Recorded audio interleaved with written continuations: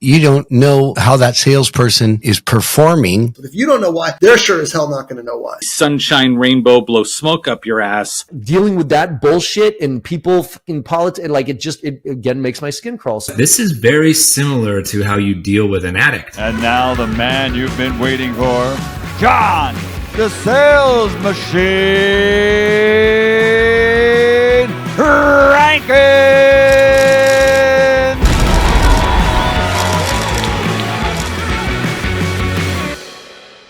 Ladies and gentlemen, welcome to another episode of Season 1's Greatest Hits, where we're going to take 4 of the top sales leaders in the United States, and we're going to empower you with different strategies, tools, techniques, and structure of actually closing the deal so that you can take the information from these 5 sales leaders and actually apply it to your business, apply it to your training, whether you're a revenue operations manager, whether you're a sales director, and or you're just in the field and you're the one doing the sales.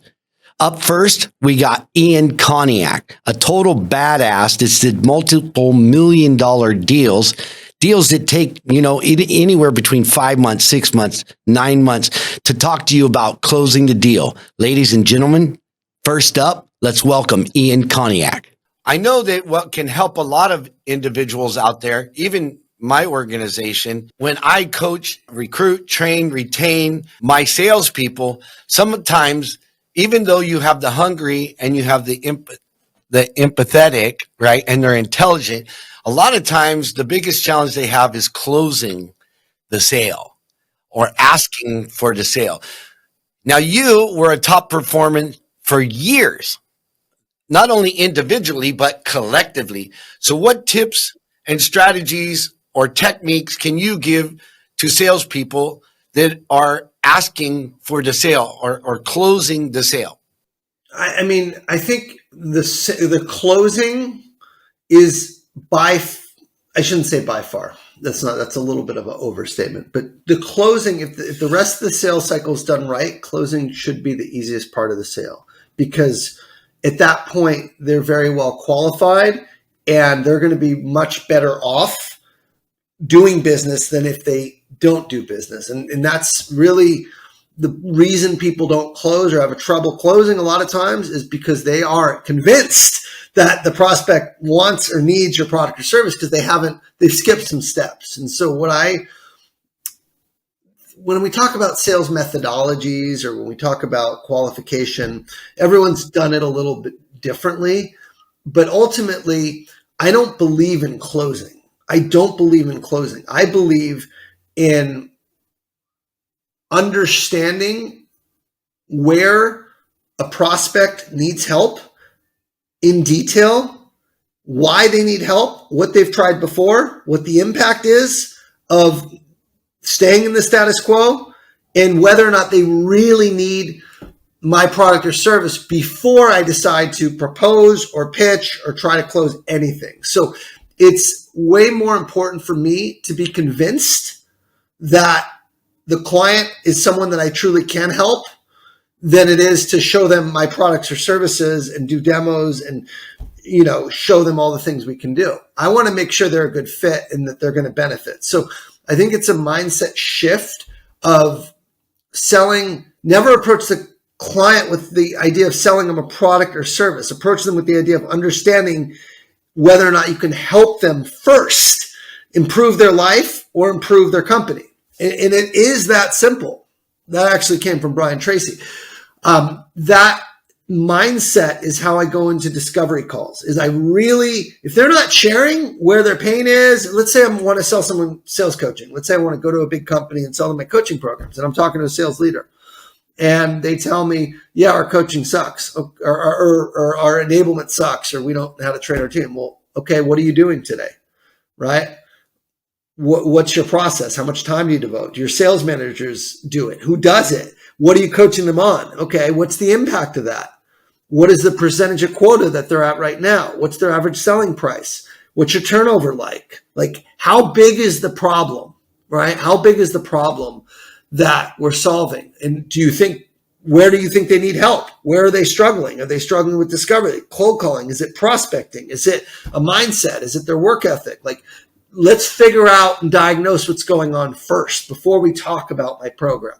And if they say, well, just tell me what you got, I'm like, I don't know what I got until I know what you're struggling with. Then I can make a, recommendation that's specific to you. I can coach on anything, right? So it really just depends on where you need help. And so I think that for me, that for prospects, when they hear that, when they see that intention of like trying to understand and have a conversation versus showing up and pitching, it's really disarming for them. They don't have to have their guard up versus me showing a deck or jumping into a demo or a product or service. So I've always taken the approach of like, have that first meeting as a conversation and really let's see if they're a good fit first before proceeding with the sales cycle. Now, if they're a good fit, then we can talk about how we can help them. But the reason people have trouble closing is because they try to close too soon before it's really qualified. So I've developed a pretty simple acronym to kind of predict whether or not a deal is ready to be closed. And it's called PREDICT. That's the acronym. So I'll kind of walk you through the letters. And I can share with you I have a cheat sheet that I can share as well that has all the questions for each letter that you can ask. But the P is problem with pain. So if someone says like, we don't like Salesforce, okay, let me show you our sales machine. No, it's not going to work. Okay, why don't you like it?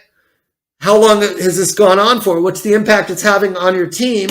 How is it hurting your business? How is it hurting your users? So you got to get to that pain. A problem is not a problem unless there's pain and clear metrics that are suffering that's attached to the problem. So that's what I try to dig in. That's the first P. The second is reason. That's the customer's why. Why do you need to change? What's driving this? Is it you have a goal to hit? Are you trying to get funding for your next, series, Series B? Are you losing your reps because they're not successful? Are you going to lose your job? Is your reputation at stake? So why is it important to you and why is it important to your company? What's your personal motivation? What's in it for you? What's in it for your company? That's what the R is, okay? The E is engagement. If a customer is not getting back to you, if they're not returning your calls, if they're not answering your text, if they're not like giving you access to the people and the information you need to see what they're doing, I'm sorry. It's not a priority for them. So the more engaged the customer is, the more real the deal is, right? The quicker the response back to you, the quicker that, they reply and get you what you need, the more higher a priority is. Customers are going to work on what's their priorities, not yours. So engagement's a big driver of success. That's the E. D is decision maker and decision process. It's how do they buy? Who are the stakeholders? What's the process for buying? Does it have to go to a committee? Does it have to go to a board? Does it have to go to a CFO? Understanding the buying process. A lot of customers don't know how to buy. They just don't. They think they want something, but they don't know how to buy in their organization because they've never done it. So you want to talk to someone who knows how to buy. You got to be talking to decision makers. That's the number one of all the letters. That's by far the most important. You can't sell to someone who can't buy. You can't sell to someone who can't say yes or doesn't know how. So that's the D. Okay. The I is impact. What's the financial impact of doing business with you? What is the ROI on the solution? C is cost of inaction. What happens if they do nothing? How much are they spending to stay in status quo, right? How much are they spending let's give you a simple example. If I sell sales machine, for example, right? And I can save my reps 2 hours a day, right? On admin time that they have to go into all these different systems and update stuff manually and go do data entry or whatever, look for information, all the crap that people have to do. If I have a team of, let's say 20 sellers and I save them, right? 2 hours a day, right? That's, per day, right? I'm saving 40 hours per day or per week, 200 hours. That's the equivalent of 5 full-time employees. So what's their full-time employees? Maybe they're 150K OTE. So I know firsthand that I can save them 150,000 times 5, right? 750K a year on a team of 20 people if I can save them 2 hours a day. But I got to know that. I got to know what they're doing, how they're spending the time, and make sure I really do the deep dive to understand where is that admin time being spent. Is that something that my solution could automate, right? So that's the C is the cost of inaction. What are you paying to do nothing? Because there is a cost. And I guarantee you it's a lot more than what they're going to spend for automation of, using your software, a lot more, because labor costs are the highest cost, and we always can automate manual process. And the T is timeline. Why now? What is driving this now? Why do you need to change right now? So if you pressure test your deals and go through the predict and really see, do we understand the problem? What pain it's causing, right? Are they highly engaged with us? Do we know their why, right? Do we know the financial impact of solving the problem and what it costs them to stay in the status quo? Are we aligned with decision makers and understand the process? And are we doing it on their timeline, not ours? Do we have a compelling event to drive forward? Your deals are going to close if you can answer those questions. And if you can't, you got to go back to your customer and ask the questions. So I know I just dropped a lot, but that's why deals don't close. There's no magic formula for what you say to get a deal closed. The magic formula is spend the time understanding what the fuck they want and need in the first place and why they need it, and then only pitch them when you know you can really help them, because then you have leverage and you just remind them why they're doing it in the first place. But if you don't know why, they're sure as hell not going to know why. Up next, we got the legendary Joe Ingram coming on to inform you about what is the greatest thing you can do as a sales leader. Is it one thing? Is it two things? Is it three things? Listen up. Here comes Joe. What do you think is the number one skill as a sales manager to build a sales team? Or is it not just one thing? It's many things.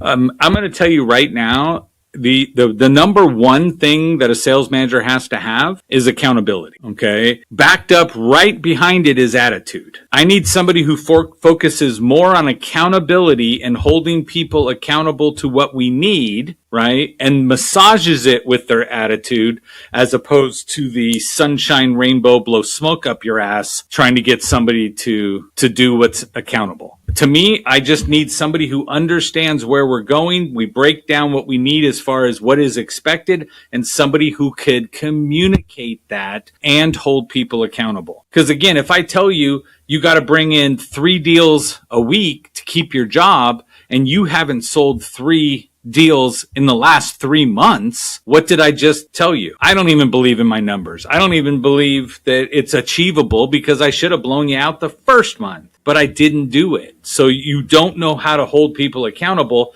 We all fail miserably. It's so funny because, I've been building and scaling sales teams for 30 years, and other companies actually asked me to help them. Worked with a funeral company. I've worked with a livestock company. I've worked with, supplements for livestock. They pay me in big beef.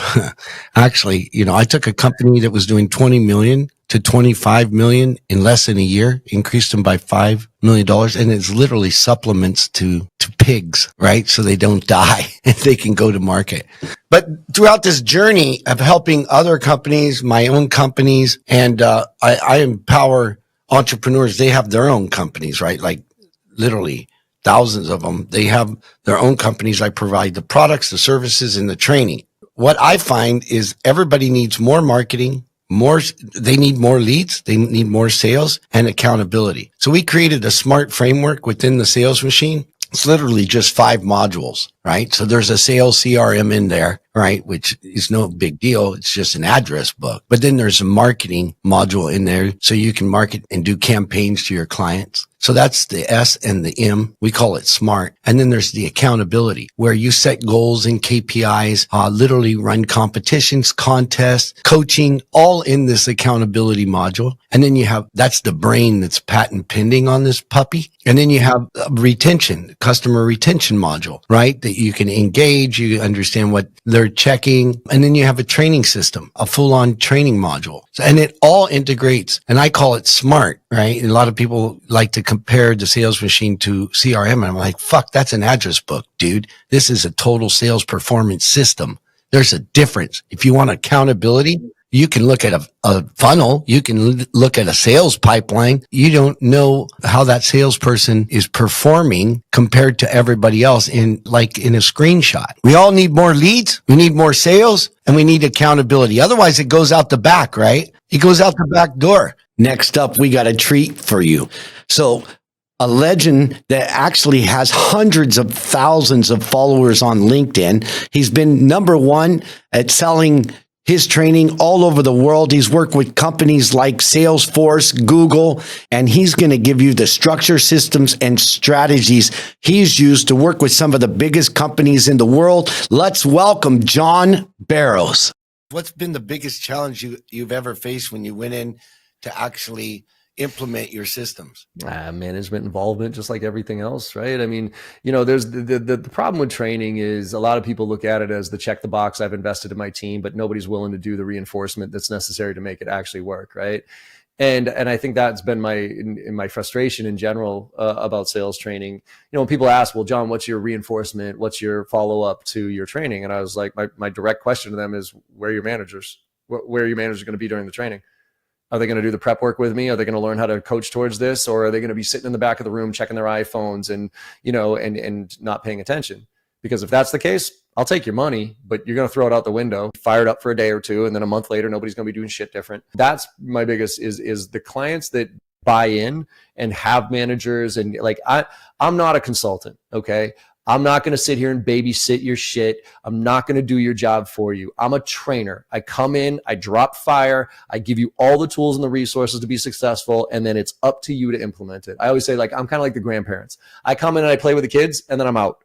The managers are the parents. And if the managers aren't involved, then training is what it is. And so that's probably the biggest challenge is getting the buy-in from the managers who are always running around like maniacs, trying to deal close and everything else, and getting them to stay focused on coaching, which is the number one thing managers should do, but it's the number one thing they don't have time to do, nor do they ever do, or are they coached on how to do. So therefore, I think that's probably the bigger, the kind of the macro challenge that I have, or frustration I have with this industry. Honestly, I'm not really good at enterprise selling. I'm just not. Because, there's a special type of person that can really navigate the political, like I told you at Xerox, when we got bought by Staples, I didn't fit in the corporate world because of the bullshit, because of the red tape, because of the politics. I'm just not that type of person. So me selling into enterprises, dealing with that bullshit and people in politics, like it again makes my skin crawl. So what I decided to do, because Salesforce actually broke me from a strategic sales, enterprise sales standpoint, because I did the typical thing that you should do in enterprise, right? You build your champions, you cross-sell, upsell, you get everybody's consensus, you align with this. But Salesforce was moving so fast while I was training them that I would go all in to develop a champion and get a buy-in, and then 6 months later, that the guy would bounce. Because SAP recruited him. Right? Yeah, exactly. So now all right. Well, shit. And it's okay, shit. Well, that leader's gone. Okay, well, let me do this again. Champion and this bounce next roll. I'm like, fuck. And so I decided I was driving myself crazy trying to do the enterprise sale thing while being a player coach, while doing my own thing, while running my own company. And that's the difference, right? If I was an enterprise sales rep and Salesforce was my only account, I'd handle that no problem. But I was a business owner. I was a solopreneur at this point, running a business, trying to sell, trying to close, trying to manage, trying to do invoicing and everything else. So instead of burying myself trying to figure out enterprise selling at a company that was growing like a weed, I just decided to be really fucking good at what I did. And so I decided to just train better than anybody on the planet and force them to pay attention to me. And that's what I did. And so I was so good at training and the feedback was so good from the floor that the executives just kept buying. Yeah, it's been my experience. And I've got a really good friend named Brad Lee. And he says training is not something you did. It's something you do, number one. And then for me, I expound on that. And it's been my experience working with companies that in actuality, if the management doesn't understand that training is something you do, not something you did, then whatever we do here, it's only going to be a spike for you because you've got to train all the time. It's just like the NBA or the NFL. They train 5 days a week for one game. They train all the time. And once the trainer leaves, now what do you got? Are you guys going to train? That's why we built the sales machine. We automate systems and training, sales, marketing, accountability, retention, and training. And our accountability performance management brain that's patent pending, guess what? You set and forget. And you can forget because it's got rewards, recognition, competition, compensation. It's got coaching. So it notifies you when things aren't working before things break down. And finally, the sweeper of this episode is a guy that created the Lease 100. He's an individual that's helped scale 12 unicorns and work with the top companies in the world. Ladies and gentlemen, let's welcome Scott Leese. Now I got all these frameworks, dude. That I juggle frameworks. BANT, MEDIC, SPIN, NEAT, the bank system. And I built my own because I'm like, NEAT's pretty cool, but when I get to authority, right? It's not, when I'm in meetings, there's so many X factors that haven't been taken care of from need and economic impact. And I'm like, wait a minute, dude. I'm sitting in boardrooms all the time. I know authority, once we check that box, I mean, it's pretty obvious. But the truth is, there are so many X factors that haven't been considered. It's not just one authority. Is it multiple authorities? You're talking to a cheerleader, you're talking to a champion, all this terminology. But the bottom line is the budget, all those things considered. So there's like a lot of X factors. And who's the dude that could tank the deal?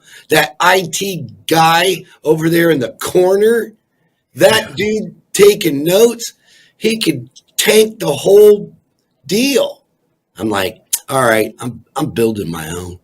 It's not NEAT anymore. Yeah, even better to build your own. That's right. Listen, whatever framework somebody uses, if they apply it consistently and they believe in it, you're going to have success with it. Yeah, but I want to know Scott's. Mine. Yeah. Fun fact about me, I've never studied or read any of those fancy acronym frameworks. Never done spin selling, never done Sandler sales, never done MEDPIC, MEDIC, BANT, none of that stuff. Don't believe. If you use MEDIC, you'll need a medic. I've never used any of them. It is, dude. I went through all these frameworks because my naiveness and why we weren't selling. So truth be told, I had several surgeries last year. So these guys were running the show and I allowed them to run the show. But obviously along the way, I'm like, wait, guys, lots of salaries and no sales. Like what's going on with the pipeline? And so I had to study all these things. And MEDIC is the most complicated one of all. And I'm like, man, can we just have a conversation and trash these frameworks? Yeah, I never did those frameworks. I got into sales in a really roundabout way. I got really sick in my early 20s and I spent 4 years in the hospital fighting for my life, had a bunch of life-saving surgeries, got addicted to opioids, had to kick off drugs. And I was 27 years old before I started selling. And I grew up in this like boiler room kind of sales arena where you had 2 hours of training in the morning and then they handed you the freaking phone and said, go make it happen. So I didn't have coaching or training. I didn't have fancy tools. There was no CRM. I didn't even have a headset. I was holding a manual phone with my head tilted, right? And as I was learning how to sell, I realized that nobody cared about me at all. They didn't care about my company at all. All they cared about was themselves and specifically like what's broken, what's busted, what's pain, right? And I realized this is very similar to how you deal with an addict. The first thing you have to do is you have to get somebody to admit to you that they have a problem. So I just started asking questions until John would be like, yeah, that's a challenge for me. And then I would spend a little bit of time trying to educate them on why they should care about this. This is like the value, like what's the importance of fixing this problem? Most of us probably know functioning addicts of some sort. They know they have a problem, but they don't do anything about it because my health is not at risk. My job's not at risk. My family's not at risk, whatever. No big deal. And so it takes that hitting rock bottom, which I equated to urgency in a sales cycle, for somebody to do something about it. So all these businesses know they have some top of funnel problem. They know they should fix it, but I've got 1,000 other problems that I need to deal with. So how do I get this person to feel the urgency to hit rock bottom, to take corrective action, to do something about it. And once I got somebody to kind of talk to me about those three things, then I thought, well, now they're ready to hear about me, my service, my product. So now we can talk about what we do. That's like the rehab kind of portion. You don't walk up to an addict and say, hey, I got this killer rehab facility. You're ready to go. You have to go through this progression of like, yes, I have a problem. Okay, yes, I understand I should fix it. Oh, fuck, I better fix it right now. Can you help me? Oh, we can go to that rehab. Okay, great. And without realizing it, I kind of created my own sort of model of selling. And I ended up writing a book about it called Addicted to the Process.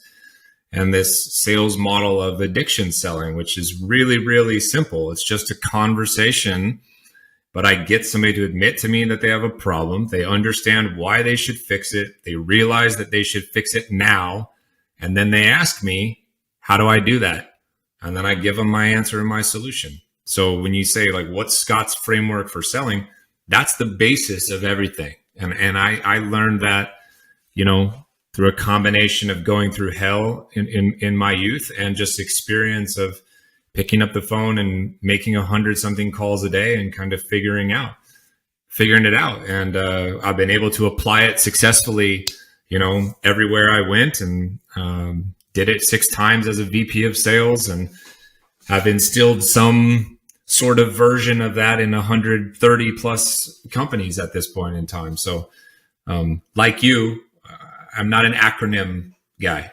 Ladies and gentlemen, if you got value from this episode, share with your friends, because in sales, we eat what we hunt. And all of these different strategies from these sales leaders will allow you to eat more. So like, comment, share with a friend, and I'll see you next time. That's a wrap, folks. Thanks for joining me today. And if you got value from this episode, do me a favor, like, subscribe, and refer a friend. And if you want even more value, go to thesalesmachine.com, click on resources, and there's tons of resources there to increase profits and drive performance in your business. Right on, come on.